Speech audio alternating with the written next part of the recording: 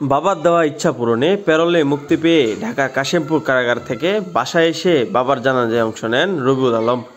পিলখানা হত্যাকাণ্ডের প্রায় 15 বছর 8 মাস পর গ্রামের বাড়িতে আসেন তিনি। দীর্ঘদিন পর রবিউল ফেরার আসার খবর শুনে বাড়িতে ভিড় জমান তার বাবার জানাজায় অংশ নেওয়া মানুষসহ আশপাশের লোকজন।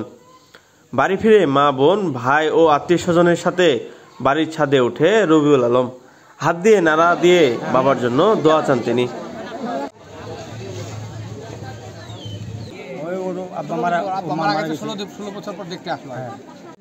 ওর বাবা বলছিল যে আমি যদি মারা যাই আমার ছেলে যাতে আমাকে ওসে দেখে না মাটি দেয়।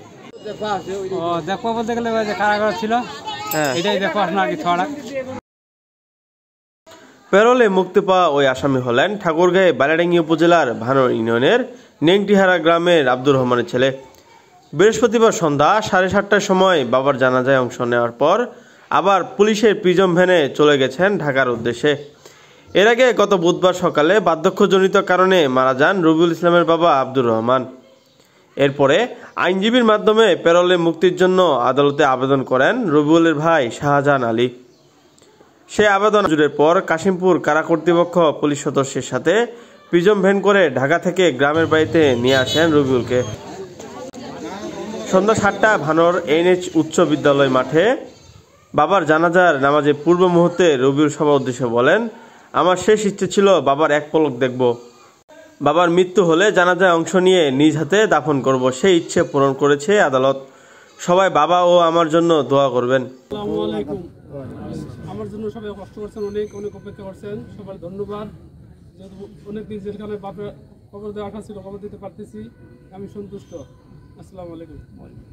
স্থানীয়রা জানান, পিলখানা হত্যাকাণ্ডের মাত্র 7 সপ্তাহে বিডিআর সদর দপ্তরে চাকরিতে যোগ দেন রবিউল ইসলাম। এরপরে পিলখানা হত্যাকাণ্ডের ঘটনা। সেই ঘটনায় রবিউল যাবজ্জীবন কারাদণ্ড হলেও সাজা ভোগ করে মুক্তি কথা থাকলেও পুনরায় তাকে বিস্ফোরক আইনের আরেকটি মামলা গ্রেপ্তার দেখিয়ে কারাগারে বন্দী রাখা হয়েছে। ওই যে বিডিআর বিদ্রোহ মামলার ও তো যা জয়েন করছিল হালি, ওই দিন তার আগের দিন ও যা ছুটিতে ছিল, যা জয়েন করছে, জয়েন করার পরেই ওকে ওই দিনে ঘটনা ঘটার পরে ওই তখন থেকেই আসামি।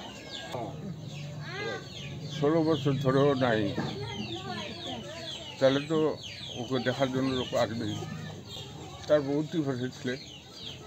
ওরা তো মানে পিলখানায় গেছে, রাতে কি ঘটনা ঘটে গেছে তারপর থেকে কি ঘটনাটা? ওই যে পিলখানার অফিসারগুলোকে মারছিল, যে ওই ঘটনাটাতে ওই সময় আটক করছে। সাজা হয়েছিল 7 বছর, রায় হয়েছিল, রায়ের পর এখন ওইগুলো আছেই ওখানে।